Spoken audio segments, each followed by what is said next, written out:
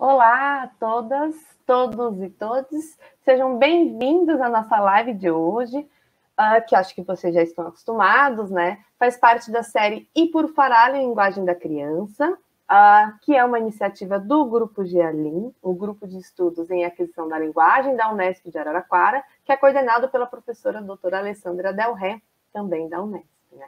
Essa já é a nossa 12ª live, então é muita alegria para nós. A gente trabalhou com vários temas ao longo deste semestre, na verdade deste ano, então para a gente é uma grande alegria trazer o tema de hoje.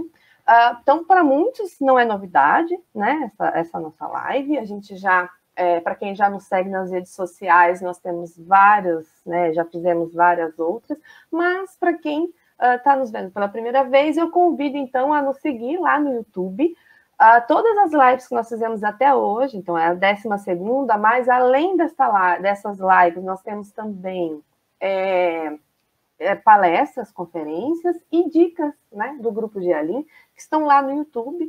Então, é um acervo muito interessante para professores, pais, fonoaudiólogos e pessoas interessadas em aquisição da linguagem, né? Lembrando que aí o tema de aquisição da linguagem envolve também a aquisição da escrita, aquisição de segunda língua, multilinguismo, aquisição da linguagem, então, e vários outros temas. Então, todo mundo convidado para seguir a gente no YouTube. Além do YouTube, nós temos também a nossa página aqui do Facebook, que é o Grupo de Estudos em Aquisição da Linguagem, e eu convido vocês, então, a nos seguir aqui no Facebook. Tem várias postagens, várias coisas interessantes do Grupo GEALIN, e também convido vocês a nos seguir no Instagram, que está lá, GEALIN_Unesp, onde são divulgados eventos, dicas, né? Toda quarta-feira também a gente tem, toda quarta-feira, a cada 15 dias, nós temos uma live lá no Instagram relacionada aí, voltados para o tema de aquisição da linguagem. Então, convido todos vocês a curtirem as nossas páginas, nossas redes sociais. A gente está sempre procurando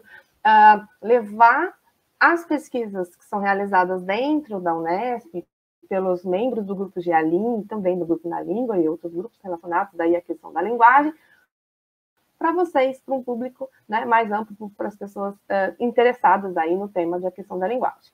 E hoje nós temos, então, mais uma live, que para mim é uma grande alegria, né, trazer e falar um pouco desse tema. É um tema super relevante que eu venho também defendendo, que eu acredito que seja um tema para a educação e também para a vida, né? Falar de argumentação é pensar também na questão da reflexão, né? Do pensamento reflexivo. Então, claro, eu sou suspeita, mas é um tema muito relevante, eu defendo muito a importância desse tema. E trazer a nossa querida Angelina Vasconcelos, que é uma referência, que é uma pessoa com quem eu trabalho também já, com elas, né, trabalhando com temas sobre alimentação. Então, muito, para mim, é uma grande satisfação. Então, a gente tem aqui, né, pessoas que não necessariamente lidam com a argumentação, mas muitos professores que trabalham com educação infantil. Então, o tema de hoje, que é a argumentação na educação infantil, tem por objetivo, então, falar um pouquinho sobre como é que a gente pode olhar para esse fenômeno, né, que a gente vai da argumentação e inseri-lo aí dentro da sala de aula, por exemplo, né? Então, para esse bate-papo, eu convido a querida Angelina Vasconcelos. A Angelina é docente, é professora na UFAL, né, no curso de Psicologia na Universidade Federal de Alagoas. Ela fez doutorado em Linguística pela Unicamp, Universidade Estadual de Campinas, em São Paulo. Ela é mestre em Psicologia Cognitiva pela Universidade Federal de Pernambuco e é graduada também pela UFAL, né, em Psicologia. Então, a Angelina que já andou aí por vários cantos do país. Ela pesquisa há muitos anos, então, desde a graduação, né, questões relacionadas à psicologia escolar, psicologia educacional, a questão da linguagem, a argumentação e psicologia cognitiva. Ela é mulher, mãe, nordestina, feminista, doutrinadora, professora que se debruça sobre o desenvolvimento infantil na esperança de construir um futuro melhor, mas crítico, reflexivo, menos preconceituoso e mais feminino. Adorei essa apresentação. Seja bem-vinda, Angelina. Oi, É uma querida. alegria ter você aqui com a gente. Eu já tinha externado, né? A Angelina, que é minha amiga também. Minha Há comadre. muitos anos que a gente se conhece, né? Então, seja bem-vinda e obrigada por ter aceitado o nosso convite. Gealine aí agradece imensamente. Eu que agradeço, você é uma fofa, muito obrigada pela apresentação. Nós somos comadres, na verdade, né? Você é madrinha do meu pequenininho. A coisa mais linda do mundo. A gente vai mostrar o videozinho dele hoje, que vai ser maravilhoso. Para mim, assim, é uma honra, um prazer. Eu agradeço muito o convite, a confiança, né, por estar aqui nesse momento com vocês. Espero que a gente possa construir uma troca legal, né, trocar conhecimento, compartilhar, né, e mais do que fechar portas, que a gente possa abrir um monte delas, para que as pessoas possam ir atrás e buscar saber cada vez mais sobre esse universo. Exatamente. E é um universo que a gente tem muito carinho em apresentar, né? Que é uma coisa que a gente já vem trabalhando há muito tempo. E de uma perspectiva também que vem, né, de outros grupos, que isso é importante dizer, né? Aí do NUPARG, do qual você participa, né? Do grupo NUPARG. Então, o que a gente acredita muito nessas concepções aí também para a vida, né? Então, eu acho que isso é bem importante falar, porque você lá no começo você falou assim, é uma referência. Eu não sou referência. Quem é referência é o pessoal do Núcleo de Estudos de Pesquisa e Argumentação, do PARG, lá da UFPE, né, que é a Universidade Federal de Pernambuco, lá em Recife, encabeçado, né, pela professora Selma Leitão. Então, eu acho que quem aí tiver mais curiosidade da área é o nome que deve procurar, né? E eu fui formada por esse grupo, né? E hoje continuo participando dele. O NUPARG é a referência à argumentação hoje, né? Eu venho trabalhando também com essa perspectiva, aqui na URGS a gente trouxe também essa perspectiva do NUPARG, que eu acredito muito nessa questão da oposição como base, né? Então eu vou começar pensando nisso mesmo, né? O que você acredita e você define, de algum modo, né? O que é argumentação e que elementos assim, a gente pode dizer que existe, né? Para que a gente identifique ou perceba aí que é uma argumentação. Acho que se a gente for falar assim de um modo bem simples, argumentar é um jeito de lidar com a diferença, com a discordância. Se a gente for falar definir de um modo bem básico, a gente pode pensar aqui nos nossos encontros entre pessoas. A gente eventualmente vai encontrar discordâncias, pessoas que pensam diferente, e não só pessoas que pensam diferente, mas pessoas que pensam exatamente o oposto daquilo que você pensa, né? Não é só que pensa diferente, mas pensa exatamente o contrário, né? Eu penso A e a pessoa pensa Z. Pensa exatamente o contrário do que eu penso. Então, as discordâncias e as diferenças fazem parte da nossa vida social e cultural. E aí existe uma ferramenta cultural, uma ferramenta da linguagem para lidar com a oposição, que é a argumentação. A argumentação nada mais é do que uma ferramenta da nossa cultura, enfim, da nossa linguagem, para a gente lidar com a diversidade, com o ponto de vista oposto ao meu. E aí, através da argumentação, eu defendo o meu ponto de vista, ao passo em que eu lido com a oposição, né, com o ponto de vista discordante do meu, e que eu respondo esse ponto de vista e esse ciclo continua, esse ciclo não se encerra, né? O objetivo não é chegar a uma conclusão que agrade ambos, pelo contrário, é que a discussão continue. Então, e uma coisa importante que eu acho dentro da argumentação, que você enfatizou, né, é que não é perspectiva, oposição entre pessoas, mas entre ideias, né? Porque hoje tem muito essa coisa de oposição entre pessoas, mas a gente está falando de oposição aí. Entre ideias, eu gosto muito de falar com meus alunos, que de manhã, quando o despertador toca, aí eles começam, eu vou levantar para a aula, mas eu tô com muito sono, eu vou dormir. Não, mas eu já tenho muita falta nessa disciplina, eu tenho que ir. Então, eles fazem uma argumentação com eles mesmos, sozinhos, né? Então, a argumentação precisa de ideias opostas e não necessariamente pessoas, né? A gente faz, conforme a gente vai lendo, a gente faz com a gente mesmo o tempo inteiro. Né? A argumentação está presente o tempo inteiro na nossa vida. Né? E aí, os elementos que fariam parte, né, da argumentação, a partir da proposta da Selma Leitão, como eu já falei, né, são esses. É um ponto de vista, né, alguém defender uma ideia, qualquer que seja, um ponto de vista, uma ideia que seja contrária a essa, né, que seria a oposição, e uma resposta que é uma reação a essa oposição. né? Então, são 3 elementos que definem a existência da argumentação, né? Um ponto de vista, uma oposição e uma resposta. E é importante destacar que essa resposta ela não é uma resolução. Essa resposta é somente uma reação à oposição, que vai dar continuidade à conversa, não vai resolver, nem vai encerrar. E por que é tão importante que exista a resposta? Porque para que a argumentação de fato aconteça, é necessário que a gente, de fato, considere a oposição. Porque acontece muito na nossa sociedade o que a Selma vai chamar de diálogo de surdos. É que conforme eu vou falando, a outra pessoa ela não está me ouvindo, ela já está pensando o que ela vai dizer, então ela nem está considerando o meu ponto de vista. E aí, isso daí não acontece a argumentação. Para que a argumentação aconteça, a outra pessoa precisa, de fato, considerar o ponto de vista oposto e reagir a esse ponto de vista. Pode ser reagir concordando, discordando, lançando um outro ponto de vista, modificando o ponto de vista inicial, mas precisa reagir. Então, ela precisa, de fato, considerar a oposição para que a argumentação aconteça. E a resposta é muito nesse sentido. E também, às vezes, a oposição, ela não necessariamente, eu não sei, não necessariamente explícita, né? Por exemplo, eu posso ter uma oposição que é, como a gente pensou, a pessoa reagindo por si só, mas também, por exemplo, eu sei que alguém torce por um time X e eu vou defender, eu tô pensando em time, nem vou colocar questões políticas, mas em time X ou Y. Então, a gente tem aí, às vezes, essa relação também, né, de oposição pelo contexto, né? Próprio contexto. Precisa que eu considere essa oposição, mesmo que não tenha uma pessoa ali, de fato, enunciando essa oposição, mas que eu considere essa oposição, né, e reaja a ela. Perfeito, perfeito. E aí eu posso pensar, né, porque a gente está olhando para essa questão da oposição, que é mais facilmente notada no adulto, né, que a gente olha, ou no adolescente, né, e como é que a gente pode pensar nisso na criança, quer dizer, né, que olhar a gente tem que ter para pensar isso na criança, né? Esse é o grande desafio do nosso trabalho, né, a gente pensar que existia uma tradição de pensar que a argumentação ela só acontecia com esse discurso mais sofisticado do adulto, né? Então, quando a gente fala, quando a gente elabora um argumento e fundamento, né? Que isso também é bem importante, né? Não é só eu enunciar um ponto de vista, eu acho X, mas é eu justificar. Eu acho isso porque isso, né? Eu acho X porque isso.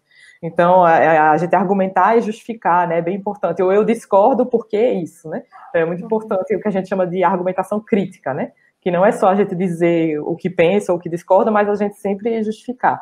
E aí existe uma crença de que isso é muito característico do adulto, né? Muito característico da fala da fala oralizada, mais desenvolvida e tal, né? E aí o meu desafio tem sido, desde que eu comecei a estudar isso lá na graduação e depois no mestrado, eu sempre quis saber, tá, mas quando começa? Quando é que a gente começa a argumentar, né? Como é que vira essa chavinha, a gente começa? E aí eu fui pesquisar com crianças muito pequenininhas. Eu comecei com bebês mesmo, de 4 semanas até 6 meses de idade. A minha primeira pesquisa foi com bebezinhos. Porque a ideia era ver, será que dá para a gente pensar, talvez não em argumentação, mas em uma proto-argumentação, que a gente fala, né? Que é uma argumentação em desenvolvimento, né? Um germezinho do desenvolvimento da argumentação. Ou, pelo menos, quando a criança começa a dizer não, né? Quando ela começa a se opor. Será que dá para a gente ver isso em crianças? E aí, o que a gente tem visto é muito cedo, com crianças muito novinhas, essas crianças que eu estou falando, de 6 meses de idade, a gente já observa, né? Todo o desenvolvimento a partir do choro, né? Por exemplo, em que os pais vão começar a interpretar isso como, não quero, não gosto, né? Não tô gostando disso, estou discordando disso, né? E esse seria um germezinho, né, um protótipo do que vai ser a argumentação, e a gente já pode dizer que é a argumentação, na verdade. A gente pode pensar, por exemplo, então, olhando para essa argumentação desde bebê, vamos pensar, né, porque as pessoas bebê, né, porque é isso, uma das perguntas foi exatamente essa, com que idade a criança começa a argumentar, né, e como é que a gente vê que ela está, ou nem a gente não está chamando exatamente de argumentação, e também é um deslocamento que a gente está fazendo, de algum modo, né, para esse conceito do adulto, mas já há aí sim, né, essa proto-argumentação, a gente pode dizer, e aí elementos que a gente pode, então, verificar, aí pode pensar em elementos que são multimodais, né? Que elementos que você vê, então, Angelina, que surgiram, inclusive, lá na sua dissertação e na sua tese, disso tudo, né, de argumentação. Ó, só para ser um pouquinho mais ousada, embora eu pesquisei criando bebezinhos, mas eu iria até antes, sabe? Eu estava numa aula esses dias e uma aluna me perguntou: será que o bebê na barriga, quando ele está ali chutando, e a mãe já começa a dizer, ele não gostou, eu botei uma música e ele chutou, será que ele já não está? Então, a partir do momento que ele começa a ouvir, acho que no 5º mês de gestação, o feto começa a ouvir os sons do ambiente, começa a chutar, não de maneira voluntária, né? Mas enfim. E a mãe começa a interpretar isso, né? Como já não gosta, a mãe já está inserindo a criança nesse universo, né? Da argumentação. Então dá para dizer que a partir do momento que a mãe começa a interpretar as ações da criança como argumentação, eu já diria que começa antes da criança nascer, né? A mãe já começa enfim, a interpretar qualquer ação da criança, né? Como uma oposição, uma discordância. E aí, nesse sentido, entram os 2 elementos que você estava me perguntando, né?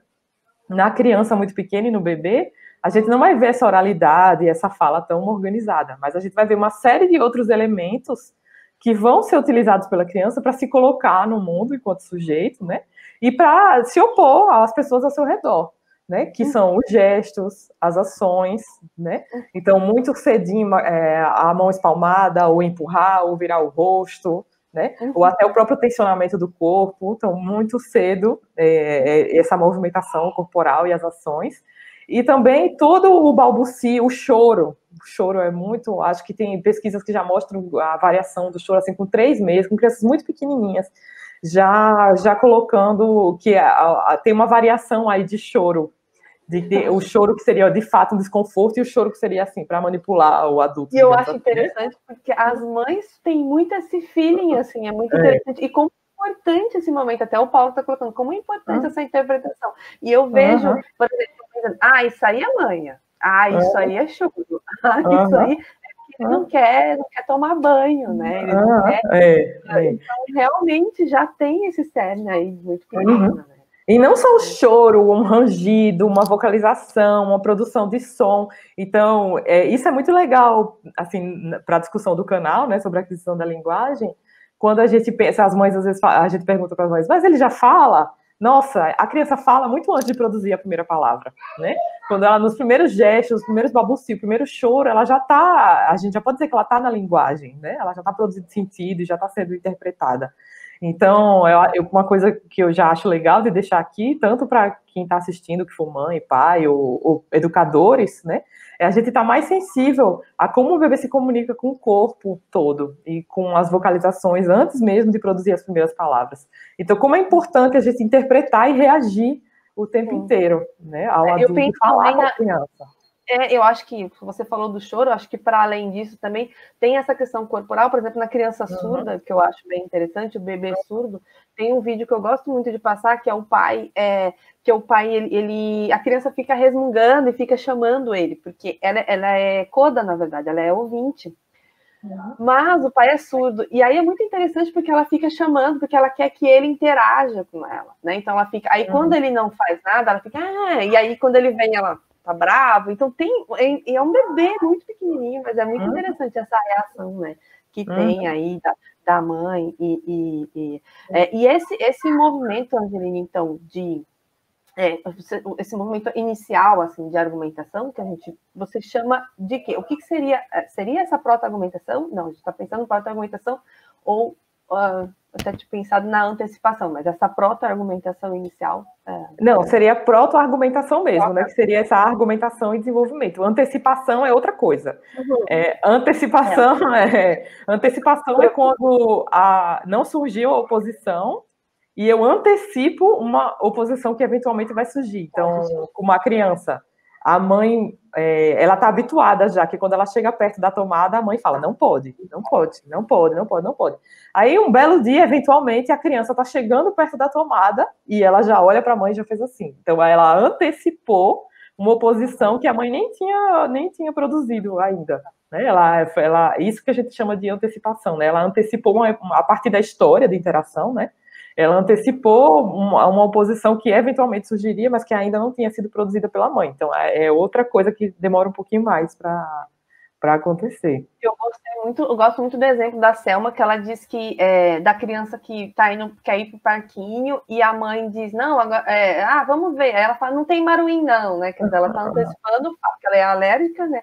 Ela antecipa o fato da mãe dizer, não, a gente não vai porque agora tem, né, maruim, aquele bichinho que pica, não sei como é que cada um chama, né? Pernilongo, chama de outro. Então, muito bom, aí esse elemento. E aí a gente eu acho que do Gustavo, que também é muito boa, que é alguma coisa, ele tá fazendo alguma birra e ele começa a chorar, e aí assim que ele começa a chorar, ele fala, mas eu não sou bebê, não. Talvez ele tá acostumado a alguém falar, né? Quem chora é bebê, você já é grande. E aí, antes que alguém fale, ele mesmo já diz, né? Eu gosto muito desse exemplo. Tem um que a mãe faz um bonequinho, esse aí é de auto-argumentação, né? Que a mãe faz uma maquininha que ele adora máquina de lavar. E a mãe, ele sabia que a mãe não ia deixar, porque a mãe ficava o tempo todo, não, agora não pode, porque eu tô fazendo. E ela tava mexendo com cola quente, né?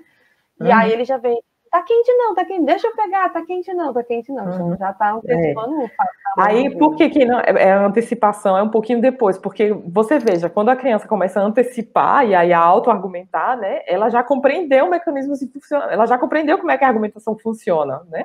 Então é um pouquinho depois do desenvolvimento. Eu confundi aqui no auto-argumentação. A Alessandra está perguntando o seguinte: dá para dizer que o choro, esse gesto de negação, etc., já são de alguma forma argumentativos? Eu diria que o choro, né?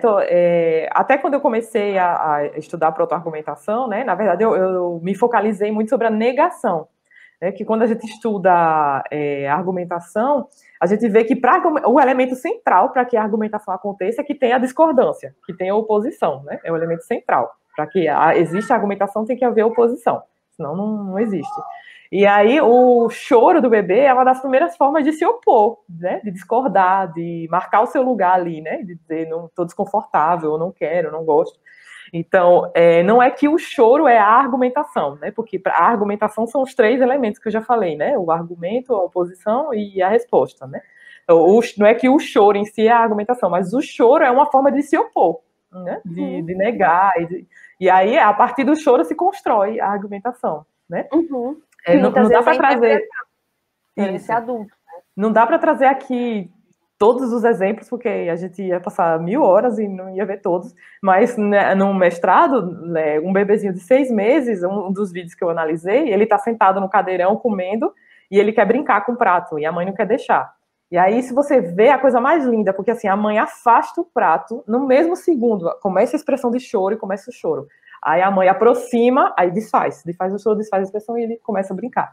E a própria mãe se surpreende com isso, porque foi talvez uma das primeiras vezes em que ela viu de fato ele manipulando o choro, assim, tão, né, de uma maneira tão sofisticada, reagindo a ela, né? Então ela começa a testar, então ela faz isso várias vezes, ela aproxima o prato, afasta o prato, aproxima o prato, afasta o prato. E conforme ela faz isso, ele chora, para de chorar, chora, para de chorar. Então é como se ela entrasse ali numa argumentação com ele a partir do choro, né? A partir somente antes de que ele fale assim, ai mamãe, não quero, né? Então, isso é muito interessante, assim, eu já vou trazer as perguntas do pessoal também, mas só para a gente antecipar, e eu já entro na pergunta do Giovanni, mas pensar nessa questão do outro, né? Daí a gente vê que a argumentação, se a gente for pensar aí, porque o Giovanni pergunta até um pouco da intencionalidade, mas eu acho que a gente pode pensar nessa relação mesmo, né? De como eu interpreto essa questão da criança, né? Então, o outro, o modo como o pai, a mãe, o professor, daí a gente já vai entrar depois na educação infantil, também interpreta esse gesto, e aí não só gesto, mas assim, choro, todos esses movimentos da criança, né? Eu acho que essa pergunta é muito importante, porque, na verdade, quando a gente está falando de argumentação aqui, é porque eu não vou entrar muito na teoria, que vou cansar as pessoas, mas a gente está falando de um lugar da psicologia e de um lugar da linguagem bem específico. Então, tem uma ideia de desenvolvimento aí por trás, e tem uma ideia de processo de aquisição da linguagem aí por trás, né? Então, qual é a ideia de desenvolvimento que está aí por trás? Que o desenvolvimento, ele só acontece através da interação social. Então, A criança só se desenvolve enquanto sujeito no mundo, né, a partir da interação com seus pares. Não existe outro jeito. Então, é diferente de uma outra concepção mais que a criança já nasce, de algum modo, com alguma habilidade, ou que o cérebro já vem equipado com alguma capacidade, ou com alguma habilidade. Isso é um modo de ver as coisas, né? Que não é o lugar da onde eu estou falando. Eu estou falando de um lugar que entende muito mais que o desenvolvimento ele vem de fora para dentro, né? Então, que é a partir da interação que a criança aprende. Então, a criança primeiro vai fazer com os outros para depois começar a fazer sozinha. Então, por isso que a ideia de que a criança tem uma intenção, ela não é tão importante do lugar de onde eu falo. Então, não é tão importante saber se a criança teve a intenção de discordar ou não. De onde eu estou falando não interessa. O que interessa é que o adulto interpretou que ela tinha, sim, uma intenção, e a partir do momento que o adulto interpretou, ele reagiu a isso, e aí, no diálogo, se instaurou a argumentação. Então, não importa muito se a criança tinha, se o adulto acertou a interpretação, ou se a criança tinha a intenção ou não. O que importa é que ela aconteceu ali na interação, e que a partir dali a criança vai aprender a argumentar. Importa como foi também, a relação como foi interpretado, de fato, né? E que essa oposição ela se deu naquele contexto, né? O outro interpretou aquilo como, de fato, uma oposição, né? A partir do momento que a interpretação e a reação do adulto, ela se instaura ali, entre aquelas pessoas, né? Então, ela existe. Mas é importante dizer que eu estou falando de um lugar bem particular, né? Eu tenho uma visão de desenvolvimento humano, né? Que tem outras pessoas que vão pensar diferente. Isso. Porque a gente está pensando nessa questão, porque psicologicamente, né? Que você está olhando para essas questões psicológicas também da reflexão, né? Que é uma importante para a Selma aí. E que a aprendizagem vai se dar a partir desse momento. Quando há oposição, de algum modo, eu paro para olhar para esse contexto, como é que eu faço para, de algum modo, convencer o outro, tem a questão ainda, para conseguir. A criança muito pequena, ela tem ainda que, não sei o bebê, né? Claro que a gente não está trazendo o conceito do adulto para a criança, isso é importante a gente dizer, mas como isso é interpretado para... Né? E aí, nessa relação é que ela vai se desenvolvendo também, né? Desenvolvendo a sua própria argumentação. Até alguém falou que a importância do outro, de fato, é central. Se não tiver um outro ali falando, interpretando o que a criança faz, isso prejudica demais o desenvolvimento. E daí a gente pode até pensar, né, nessas questões até da pandemia, mas depois a gente traz isso. Tem uma pergunta é da Giovanni, então a gente respondeu essa questão da intencionalidade, né? E tem o Tiago, que ele falou, acompanhei a discussão já em andamento. Quais as referências para estudo da argumentação nos primeiros anos de vida? Acho que a gente pode pensar na Selma. A Selma não trabalha com os primeiros anos de vida, né? Não, essa pesquisa que eu falei, né, foi com crianças bem novinhas, né, a gente pegou um bebê de 4 semanas até 6 meses, foi com Selma e eu, né, que publicamos, né? Mas existem outras, não existem só essas, não. Eu acho que tem a Fausta, lá da Unicamp, também publicou com crianças muito novinhas, muito pequenas. Tem também. A Banca de Leite também. Também tem. Nossa, a Ferreira, não falta. Uma aluna da... A gente pode depois, qualquer coisa, colocar nos comentários ali do Face algumas referências, né? Eu lembro da aluna da... Esqueci o nome dela, Ferreira, tem hora que é Ximenes, mas a aluna da Selma, que tem também essa perspectiva... esqueci o nome dela, nossa, eu fico falando dela, e eu esqueci o nome dela, mas também que trabalhou com crianças bem pequenas, né? Mas assim, os primeiros que eu lembro são da Fausta, da Banca de Leite, né? Selma tem uns com criança também, não tão pequeno, acho que o mais novinho é esse, da proto-argumentação, mas tem outros com criança também, né? Fora de outras línguas, de língua inglesa, francesa, também tem outros, mas é uma coisa que de repente a gente pode disponibilizar depois, até uma lista de leitura, sugestão, né, para quem quiser. Com certeza a gente deixa lá, porque eu acho que tem muitas coisas interessantes no grupo também, né, que vem trabalhando com crianças bem pequenas.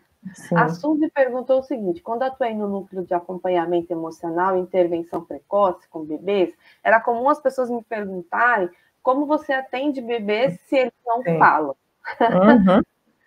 E essa ideia de que o bebê é muito... tem que ser protegido, né? A gente até falou um pouquinho no nosso artigo aí, sobre o Bebês em Foco. Eu sempre lembro dessa série, né? De uma mudança de paradigma até para se pensar o bebê, né? Acho que essa observação é recorde, tanto na clínica quanto na educação infantil também. Eu escuto muito professores da educação infantil, mas como que a gente vai ensinar no berçário se eles não falam? Então, né? Então é uma concepção muito, né, de que os bebês não falam. Eu acho que a primeira coisa que a gente tem que questionar é essa afirmação, né? Do que é que a gente está chamando de fala, o que é que a gente está chamando de linguagem, né? Se a gente está dizendo que linguagem é só o oral, né? São só as palavras que eu estou produzindo, realmente eles não produzem ainda. Mas o que é interessante é a gente abrir isso. Por isso que eu falei logo no comecinho que talvez o mais interessante de hoje é a gente abrir as possibilidades ao invés de defini-las. Então vamos abrir um pouco o que é que a gente está chamando de linguagem, né? Linguagem é muito mais do que a fala, né? A gente, adulto, nós conversamos, a gente está usando um monte de coisa para se comunicar, que não é só a gente está balançando a cabeça, a gente está sorrindo, a gente vai lendo um pouco a expressão corporal uma da outra, o gesto, embora que, né, eu estou aqui na câmera, mas estou gesticulando o tempo todo, o olhar. Então, a gente usa, enquanto adulto, a gente usa uma série de elementos para se comunicar, que não se restringem ao verbal, ao oral, né? E o bebê, ele está entrando na linguagem por essa via. Então, ele está entrando pelo corpo, pelo gesto, pela vocalização anterior à palavra, né? Então, dá para dizer que o bebê não fala? Eu jamais diria isso. O bebê está se comunicando o tempo todo, está se comunicando o tempo todo. Quando ele fica tenso, quando ele chora, o tempo todo ele está se comunicando. E aí é legal que a gente esteja assim, falando com ele, reagindo, interpretando isso o tempo todo, né? Mas realmente essa interpretação ela é muito importante, né? Para a gente pensar não só a argumentação, mas todas essas, como a gente já tinha pontuado, né? Eu lembro, a gente, como trabalha com aquisição, sempre tem uma pergunta: que idade meu filho vai começar a falar, né? E a ideia de que a linguagem começar a sair, quando a observação, o fato dele estar atento, tudo isso. Sempre que eu trabalho com professores nessa faixa, eu sempre faço isso. Eu boto videozinhos de bebezinhos e pergunto, que não falam, e pergunto: você acha que ele está querendo dizer alguma coisa? E eles sempre acham que ele está querendo dizer alguma coisa, né? Então, ou ele está lá, ele não está gostando, ou ele está com raiva. Então, como é que dá para dizer que essa criança não está falando? Né? Então, ela está, sim, se comunicando desde muito cedo. Né? E aí, por isso que é importante que a gente fale com ela também, que a gente, enfim, interprete, reaja. Né? Eu acho que aí, então, a gente pode pensar em tudo que você disse, né? Que eu acho muito importante, essa ideia também da educação. Então, a gente olhar para esse aspecto, por exemplo, da própria interação, né? Porque a gente pensar, inclusive, que, claro, a criança precisa de cuidado é essencial, mas para além do cuidado, esse processo, né, de reflexão, ele é importante, né? Então, porque a minha pergunta é assim, né? Por que você começou a estudar essa questão na educação infantil, né? Eu sei que tem esse recurso, mas o que ela colabora, em que ela colabora na educação infantil? É uma história muito longa, mas eu vou tentar resumir. Mas eu acho que aqui já dá para a gente falar também de BNCC um pouquinho, né? Que é a Base Nacional Comum Curricular, agora de 2019, né?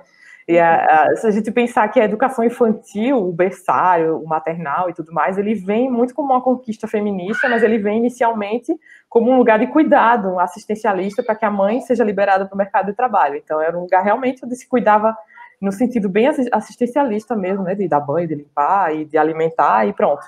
Né? Mas quanto mais a gente vai estudando a criança, quanto mais a gente vai olhando para a criança, mais a gente vai percebendo como ela está desenvolvendo e aprendendo e se desenvolvendo desde muito cedo. Né? Mais a gente vai vendo como a criança está aprendendo coisas desde muito pequenininha. E aí a gente vai deixando de olhar do ponto de vista assistencialista e começa a olhar do ponto de vista educacional. Então, não é só cuidar e limpar. Existem mesmo coisas que a criança precisa aprender e coisas que a criança precisa desenvolver nessa faixa etária. Então, não é só cuidar, realmente a gente precisa estimular a aprendizagem, desenvolvimento, né, já com bebezinhos pequenininhos. E aí é uma grande conquista que a BNCC representa, apesar, enfim, de todas as polêmicas e de todo o questionamento que a gente pode fazer à BNCC, Mas uma conquista que ela representa é olhar para essa fase realmente com objetivos educacionais, né? A gente tem, sim, coisas a ensinar e criança tem coisas a aprender, a se desenvolver já desde pequenininha, né? Não é só colocar a criança num lugar, né? Porque eu acho que isso é importante, né? Todos esses estudos, né, que vêm sendo realizados mostram, então, que a criança, ela desde muito pequenininha, ela já está, né? Ela aprende muitas coisas. Então, não é só colocar a criança ali. Tem um estudo que eu sempre gosto de comentar, sobre a Segunda Guerra, acho que até comentei na conferência, não me lembro, mas que dizia que as crianças que tinham mais essa questão da própria afetividade e da interação, elas desenvolviam mais. E crianças que não tinham isso, que era só o cuidado, né, você dar comida e não conversar, elas adoeciam e morriam. Então, veja como... e aí e eles inclusive viram até a questão do aprendizado. Então, o que a gente verifica é que essa interação e o papel, né, desse outro aí, ele é de fato muito importante, e olhar para a educação não como um depósito, mas muito além disso, né? A educação infantil durante muito tempo foi isso, né? Vamos deixar a criança ali. E quando a gente começa a entender que cada pequena conquista da criança representa um desenvolvimento enorme, uma aprendizagem enorme. Então, quando a criança consegue, né, começar a usar o gesto, começar a usar a palavra, o brincar, como tudo isso tem um papel muito importante no desenvolvimento infantil, né? Quando a gente começa a observar essas coisas, é que a educação, esse momento da educação vai ganhando cada vez mais força, né, e importância. Eu trago, então, a pergunta da Alessandra, que é um pouco nesse sentido, né? E a brincadeira, ela teria algum papel na argumentação? Depois a gente vai falar um pouquinho das estratégias, mas acho que a brincadeira, né? Acho que a gente pode mostrar os videozinhos, né? Só para ilustrar um pouquinho dessas questões, né? Mostrar os videozinhos, para poder colocar os videozinhos da... Acho que o primeiro do Gui, né? O do Gui.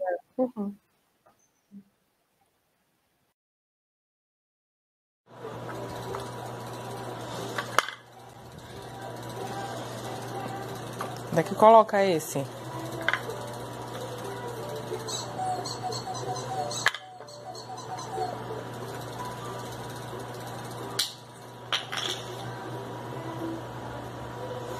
Onde é que coloca esse? Esse daqui. Aqui, ó. Aqui.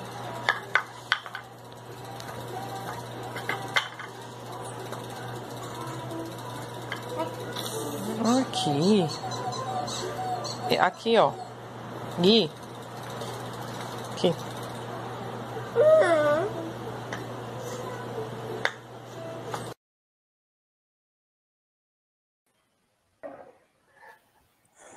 Bonitinho, né? Bonitinho demais. Bonitinho demais. Olha só, né? Ele era bem pequenininho. Quanto tempo ele tinha ali? Acho que ele tava com um aninho. Que gracinha. Um pouquinho, 1 aninho e 4 meses, talvez.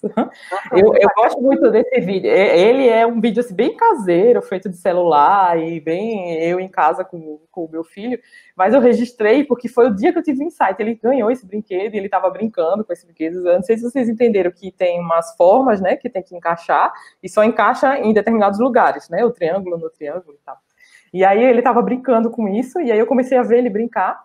E aí eu comecei a observar como ele estava lidando com a oposição que o próprio brinquedo fazia, porque nem tudo que ele queria fazer o brinquedo permitia. Então ele queria encaixar e o brinquedo não deixava. E aí ele começava a reagir a isso, reagir ou gritando, ou batendo, ou tentando encaixar a peça, ou jogando a peça, ou se frustrando, né? Então ele começa, na brincadeira, de uma maneira bem espontânea, né? Não foi intencional, foi de uma maneira bem espontânea com esse brinquedo, me veio um insight, né, porque, olha, ele está lidando com a oposição. Desculpa, minha gente, tá passando um carro de som. Não, mas não dá nem para ouvir, pode atrapalhar você, né? Ele estava lidando com, de certa forma, uma situação de oposição ali, tinha um brinquedo oferecendo uma resistência às ações dele, E aí ele estava ali, através do brincar, ele estava lidando com isso. Então ele tentava encaixar e não conseguia. E aí ele tem uma hora que eu não sei se vocês veem, que ele faz e sacode o corpo todinho, quase como que fazendo um não com o corpo todo, né? E a cabeça. Então, aprendendo a nomear também a oposição, né? E aprendendo a desenvolver estratégias para lidar com aquilo. Então, eu já sabia, a partir de outros autores, principalmente o Vygotsky, que vai falar muito sobre a importância do brincar para o desenvolvimento infantil.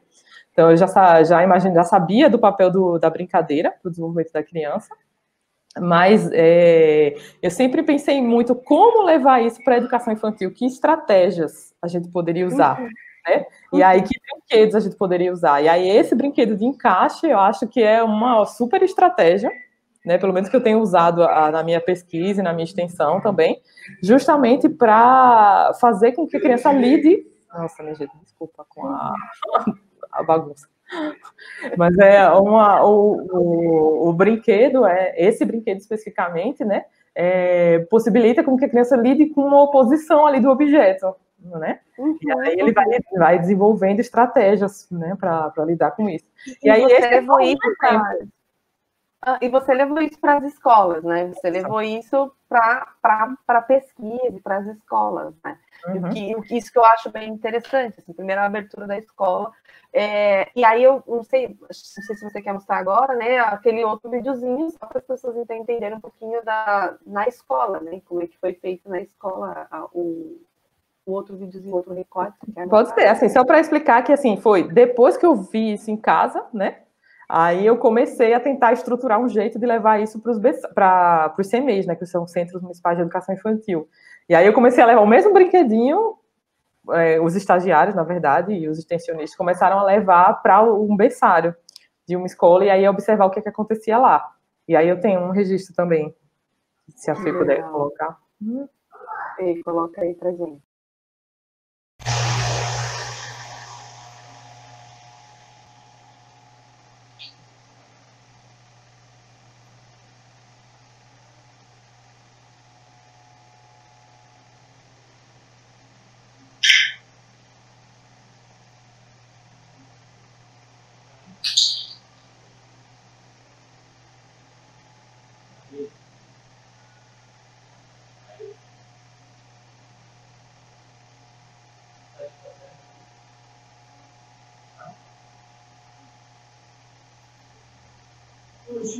Esse aqui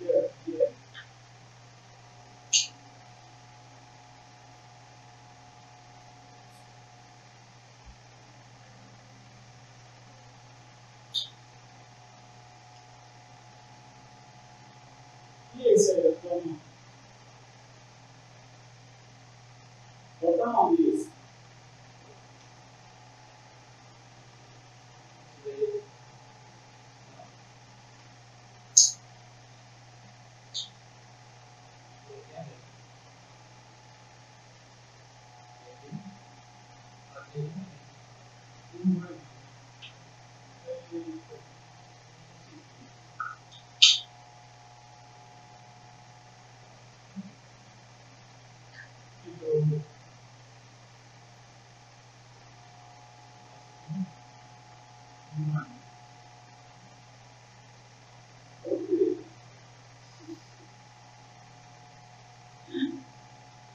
Será que não vai?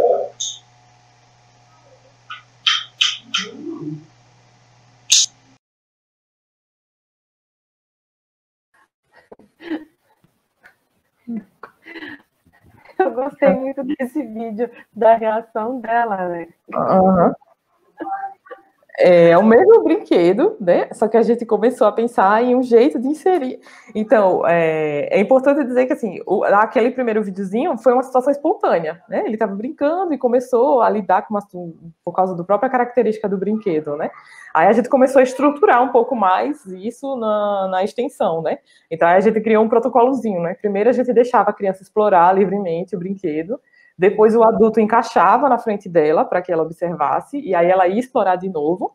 E aí depois o adulto primeiro deixava ela explorar livremente, e depois o adulto começava a dizer com a fala dele, tenta aqui, tenta desse jeito, tentar ajudar a criança a usar a linguagem para organizar o comportamento, né?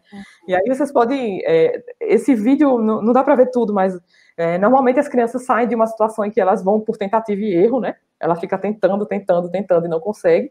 E eu não sei se vocês observaram que tem uma hora que ela tenta e não consegue, ela para, cruza os braços, olha assim. Olha, do ponto de vista do desenvolvimento, é super importante o que ela está fazendo. Ela tá imaginando antes de agir, né? Enquanto inicialmente ela tenta por tentativa e erro, né? Ela vai no objeto tentando. Chega um momento que, a partir do processo de aquisição da linguagem, a criança começa a conseguir antecipar, a conseguir imaginar e tentar compreender uma situação antes de agir efetivamente. Então, veja como tudo o que ela está conseguindo aprender, e dá para a gente ver, embora ela não esteja falando, dá para a gente ver ela criando hipóteses, ela olhando furinhos, e aí ela toca nos pauzinhos e tenta comparar, né, os pauzinhos que ela está tocando com os furinhos que ela está vendo. Ela então, põe em cima, né? Ela põe em cima. Aí ela fica, aí ele fala, olha, será que eu não escuto o que ele diz, mas é como muito baixinho. É muito baixinho, mas vai tentando construir hipóteses sobre por que não encaixa, por que não encaixa. E aí começa a organizar o próprio comportamento, né? Porque inicialmente a criança é muito ação. Então, inicialmente ela vai lá, ela tenta e tal. E conforme ela vai se desenvolvendo na linguagem, a criança começa a conseguir imaginar e controlar o próprio comportamento. Então, antecipar antes de agir. E isso, do ponto de vista do conhecimento, do desenvolvimento, é um ganho enorme para a criança. E tudo isso ela está conseguindo a partir do brinquedo, né? Então, tanto do brincar livre, quanto de um brincar mais organizado, mais estruturado, nesse protocolozinho que a gente faz, né? E uma outra coisa que eu queria falar desse vídeo é que eu briguei com os meninos no começo, porque você vê como quando a criança não verbaliza, o adulto tem a tendência de ficar muito calado também, eles falam muito pouco, né? E aí eu dizia, é isso que não pode acontecer, mesmo ela não verbalizando, eu quero que vocês falem o tempo todo, aqui não, aqui sim, né? E usem a linguagem o tempo todo, porque é assim que ela vai começar a usar a linguagem também. Porque tem um olhar dela, não sei se vocês... Porque tem um olhar dela, quando ela cruza os braços, assim, e ela meio que olha, é como se também... e aí, você não vai me ajudar, né? Porque tem essa coisa da parceria ali, que a criança... como são os momentos, eu acho super interessante, mas como, às vezes, acostumada, né, com essa tutela, vamos pensar assim, com essa mediação, assim, né, do outro, aí ela dá uma olhadinha, eu acho super interessante. Que até os meninos... Perdão. Que até gera riso, né, lá na hora. Eles olham para a câmera, porque todo mundo ri. Eles olham, porque ali eles já viram também, olha só que interessante. Acho que tem essa coisa do olhar do pesquisador também, né? Tem uma pergunta da Silvia, que a Silvia pergunta o seguinte, né? Não, primeiro, perdão, o Fernando. Qual a influência dessa proteção, porque a gente estava falando lá do berçário, né? Que muitas vezes é mais esse cuidado ali, né? Da proteção no desenvolvimento da argumentação exercida pela criança bebê. Acho que foi o seu comentário, né, sobre o capítulo que a gente escreveu, né, de Bebês em Foco, que tem muito uma ideia de uma infância que precisa ser separada do mundo adulto, né? Então, o bebê precisa estar separado, a criança precisa ser protegida, ela precisa estar, né, afastada do mundo adulto. E aí é justamente o oposto do que a gente defende, que é interessante para o desenvolvimento da criança, né? Justamente o interessante é que ela seja inserida socialmente desde muito cedo. Então, que ela seja inserida na cultura adulta, no mundo adulto, nas conversas adultas desde muito cedo. Aí, não quer dizer que não precisa de produção infantil, que não precisa de lugares para a infância, não é isso que eu estou dizendo. Mas que ela precisa também estar inserida em práticas culturais, né, do adulto desde muito cedo. Então, eu diria que a influência de uma proteção exagerada ela é muito negativa, eu diria.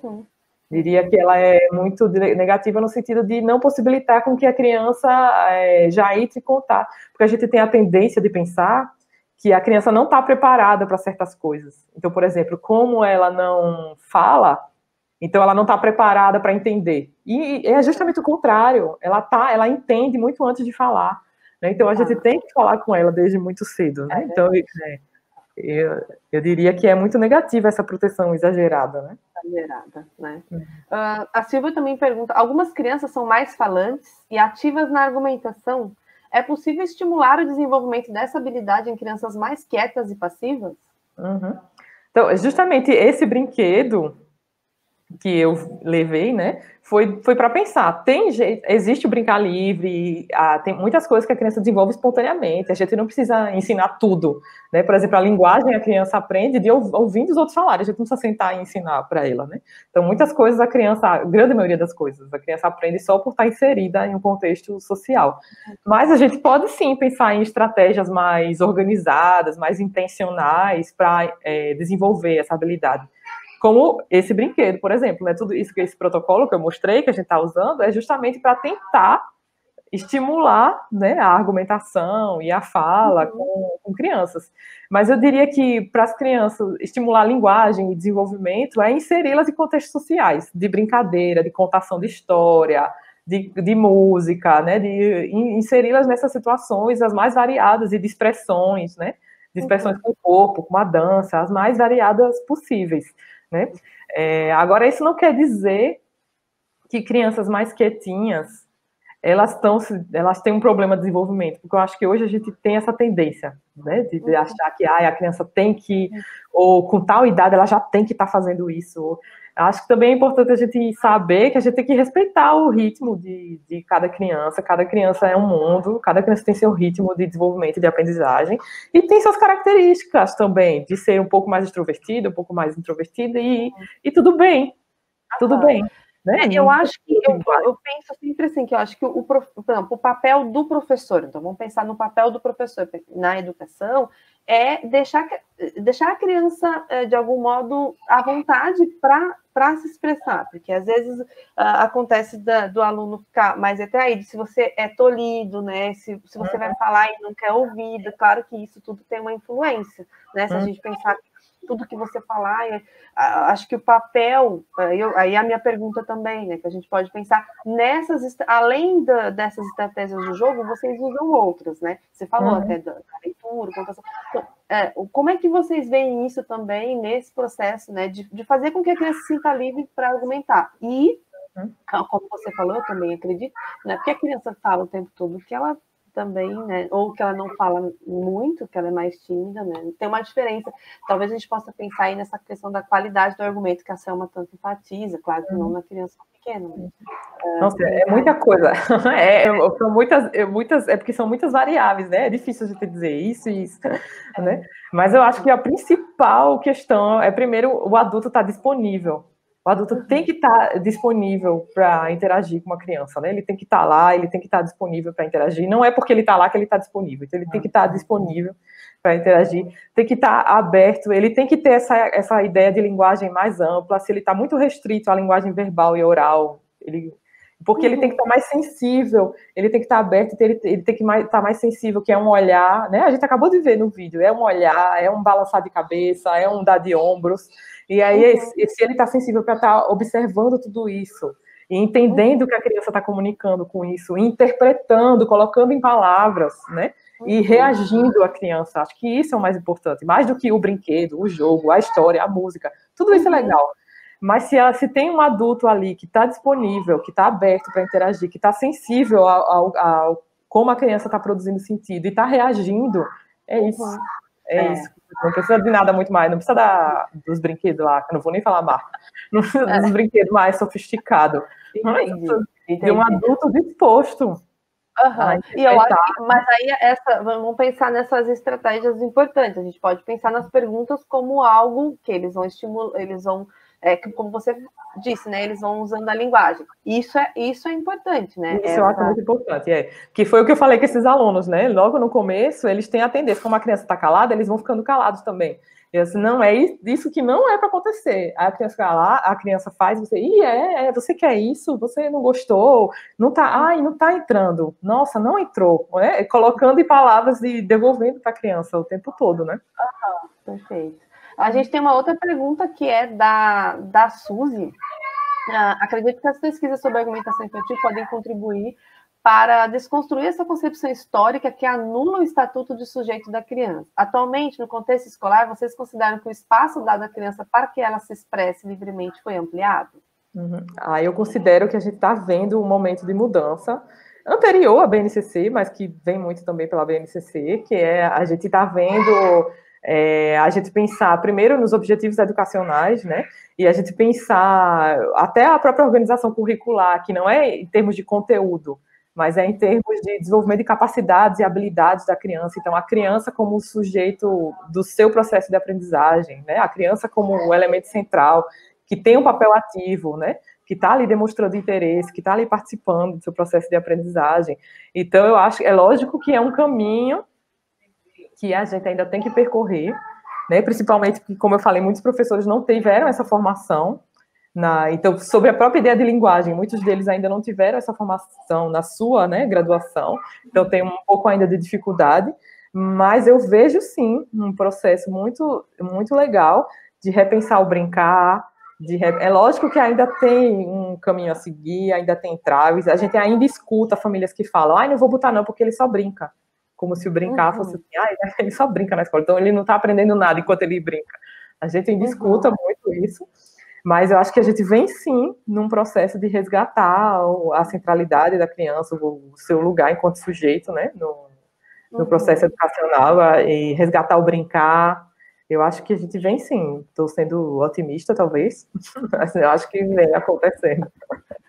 Não, mas eu também acredito que está havendo, assim, uma reflexão melhor, né, sobre essa questão mesmo, né, de uma mudança aí da concepção também da criança, da importância do brincar. Eu acho que porque muitos pais acham que meu filho, sei lá, tá com 4 anos, tem que, sei lá, ler e escrever. Essas coisas acontecem mesmo, né? E a gente está vendo como tudo isso é essencial também para a aprendizagem. Né? E a gente, assim, a própria ideia de infância, né, ela está mudando. Então, ela saiu de um lugar que não pode, não sabe, né? Não consegue, para um lugar assim, nossa, ela sabe muito, ela consegue muito. Então, eu lembro que, por exemplo, para mim, coisas como desmamar o Guilherme, né? Ele era muito bebezinho e eu explicava para ele o que ia acontecer, que é apostar na capacidade dele de compreender antes mesmo que ele fale. Olha, vai acontecer isso, ou vai acontecer aquilo, é isso que está acontecendo. Então, acho que a gente, enquanto sociedade, está cada vez mais deixando de definir a criança pela negação e começando a acreditar na potência, né, e na capacidade que ela tem. Perfeito.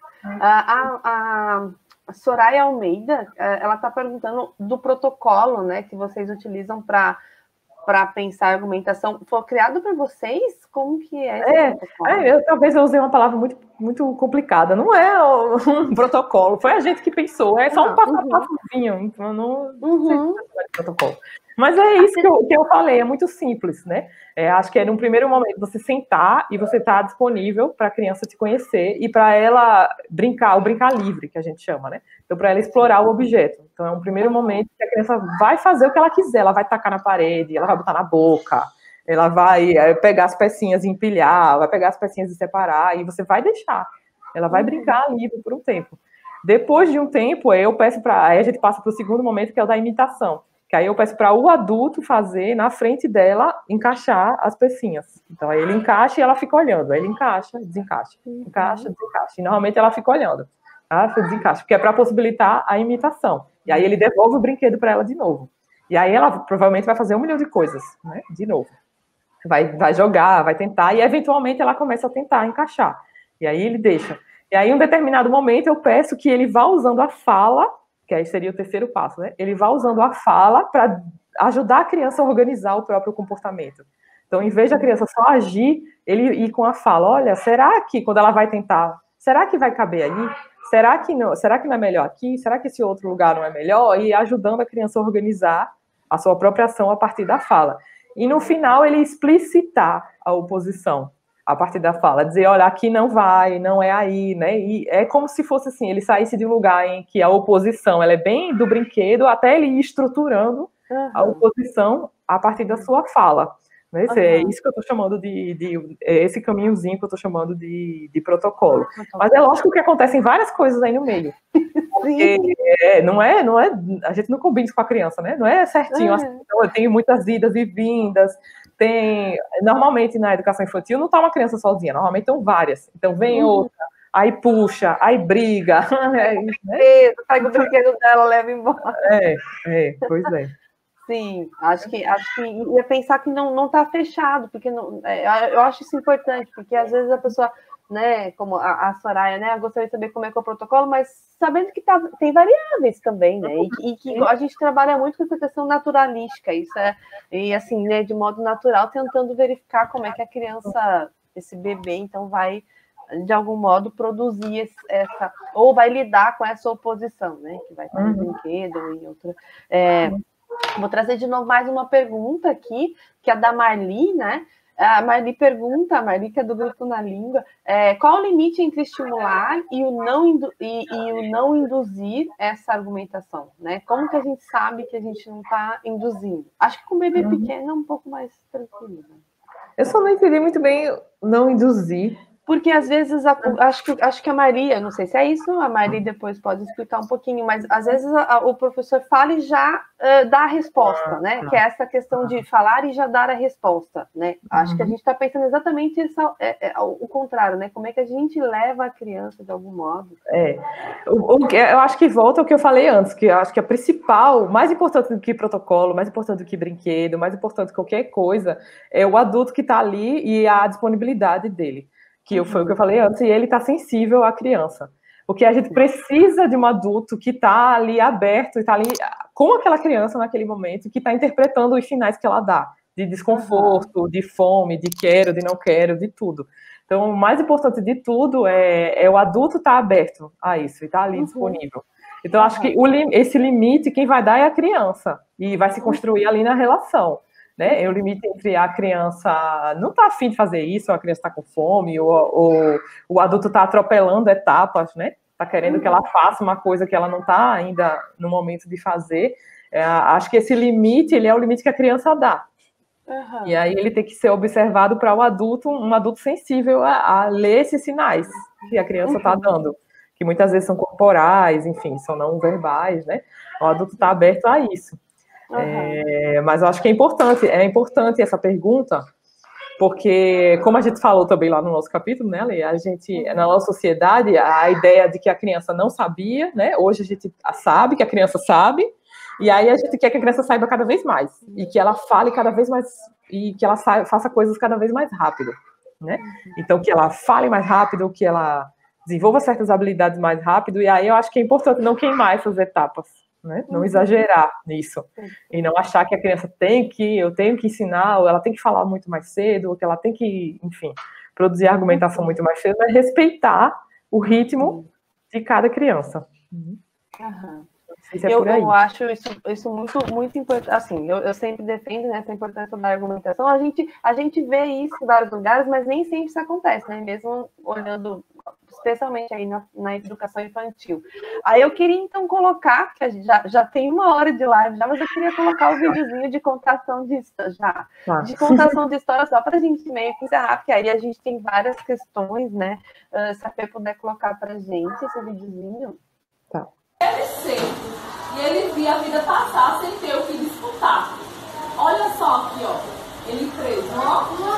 Eita, como é que ele tá aqui? Tá triste? Ele tá triste? Por que será que ele tá triste? Comendo lama? Mas por que ele tá triste? O que você acha, Mel? Brenda, por que ele tá triste? Porque era preso. Ele estava preso. Será que é por isso? Será que é por isso que ele está triste? Não. É por quê, então? É porque ele está sujo de lama, que ele está sujo. Ele está sujo? Ó, o Uriel disse que é porque ele está sujo de lama. A Brena disse que é porque ele está preso. E agora? Por que ele está triste? O que a gente escutou da historinha? Ele queria ser o quê? Um cavalo de... É porque ele podia voar.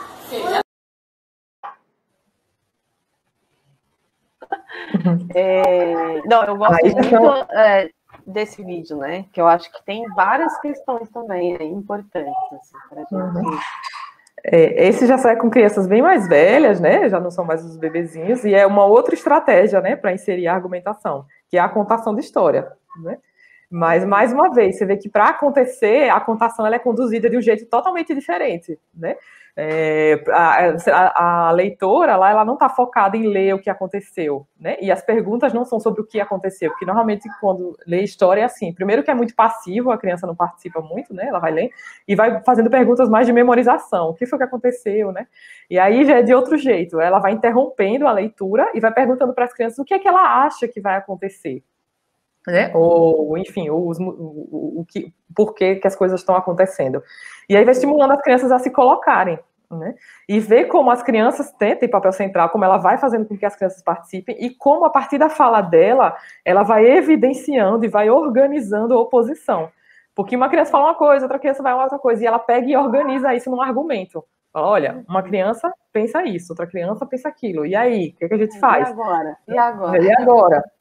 Né? Vai organizando a partir da fala dela e do modo como ela conduz a leitura, ensinando as crianças, né, a organizar esses argumentos e argumentarem, né? E sobre o próprio processo de leitura também, dá para a gente entrar, mas isso talvez seja uma outra discussão, mas como porque vocês veem que quando ela pergunta, a historinha era de um cavalo que queria ser um cavalo de corrida, mas ele era um cavalo de fazenda e tal. E aí tem uma hora que o cavalo tá triste. E aí, quando ela pergunta para as crianças por quê, as crianças vão na imagem, na ilustração. Aí vê ele sujo, vê ele amarrado e vão buscando justificativas na ilustração.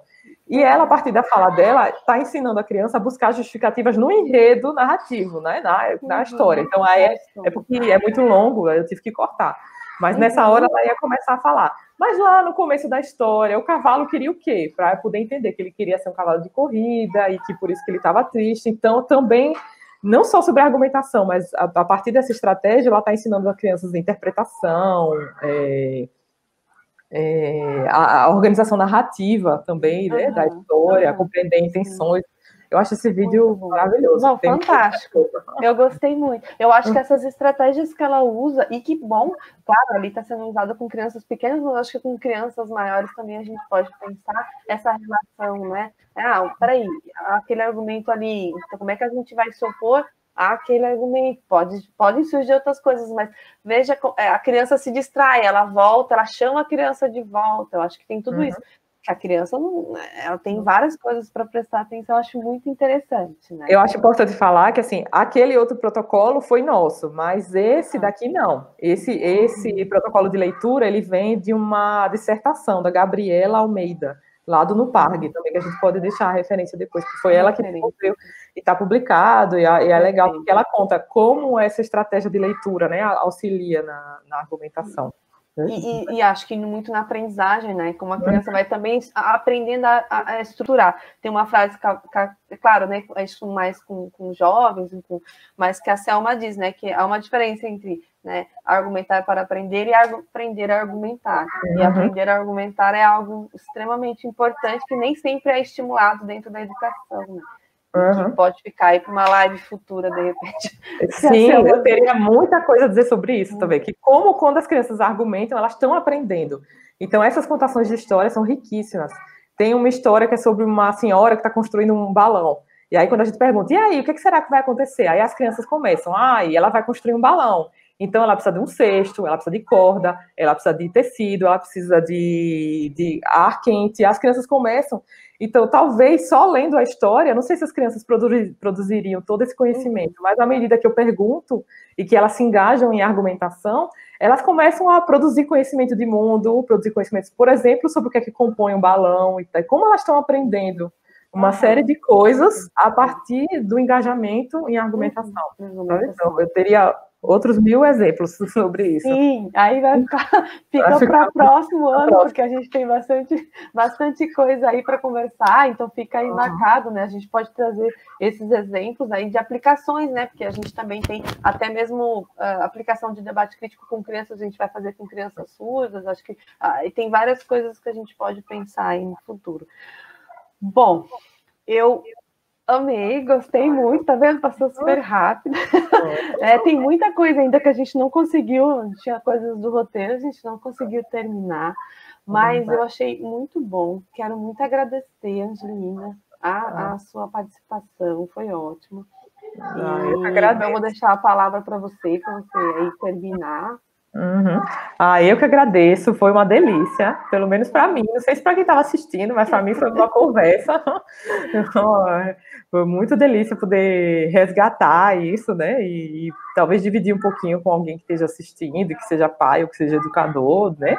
E que quiser conversar mais sobre isso, né? Tá aí meu contato e a gente está disponível para continuar essa conversa. Muito obrigada, você é uma fofa, muito obrigada pelo convite, pelo modo como você conduziu tudo. Eu que agradeço. Né? E continua disponível aí, certo? Muito obrigada. A gente continua na parceria, né? A gente está sempre aí em parceria, que para mim é sempre uma alegria. Eu falo que é referência porque é referência para mim. Eu continuo, eu olho para a tese, olho para o pessoal do NUPARG, e então essas ideias, assim, né? Essas interlocuções, eu sempre essas oposições, a gente não se opõe efetivamente, mas é legal porque a gente está sempre nessa interlocução. E queria, assim, agradecer muito quem fez pergunta, tá? O pessoal, nossa, se engajou, fez um monte de pergunta legal, todo mundo que mandou mensagem, o Ed Gleison, né, que mandou mensagem pra gente. Mas agradecer todo mundo que participou, né, que ajudou a deixar mais dinâmico, viu? Obrigada. Sim. Obrigada para todo mundo, obrigada aí o Ed, né, que deixou uma pergunta, e sempre o carinho de todo mundo. Quero agradecer também as meninas do BEC, aqui a Carol, a Feira, a Rô, que está sempre no BEC, a Ale Del Ré, que está no BEC lá, e a Alessandra Del Ré, que coordena o grupo e que também, né, organiza aqui as lives. Quero muito agradecer. Esse vídeo que a gente está, essa live de hoje, ela vai para o YouTube, como eu falei lá no começo, então curtam lá, né, e a nossa live. A próxima vai ser no dia 11 de novembro, lá no Instagram, às 19h30. Essa aí é uma live do grupo, né, que vai ser com a Fê e com a Rô, super bacana para se pensar um pouco ciência também, e com as mães, e aquisição, esse processo de aquisição com mães, né, e essas dificuldades, então vai ser super legal. E no dia 14 de novembro, a gente tem a professora Cristelle Dodani, que vai falar sobre linguagem dirigida à criança, vai ser na quarta-feira, dia 14 de novembro, deixa eu só conferir se é isso mesmo, no dia 18 de novembro, quarta-feira, às 17 horas, também no Facebook do GEALIM. Então tá todo mundo convidado, né? O outro tema, no dia 2 de dezembro, se eu não me engano, vai ser sobre língua de sinais, então com o Ed Gleison e com a Ivani Fusilier, que vai ser bem bacana. E no dia 16 a gente encerra este ano aí com uma última live com a Ale Del Ré, com a Alessandra Del Ré, com a Rosângela e comigo. Vamos ver como é que vai ser aí, a gente está organizando. Mas eu agradeço muito o grupo GEALIM, que está sempre no BEC, as meninas e os meninos, né, que estão aí também nos ajudam a organizar, e todo mundo que interagiu. Muitíssimo obrigada. Obrigada de novo, Angelina, foi muito bom. Gostei demais mesmo. Foi muito bom. E a gente tem muitas coisas para falar, não conseguimos terminar, nunca a gente termina o roteiro, mas é muito bom. Então, obrigada e até a próxima para todo mundo. Tchau, tchau.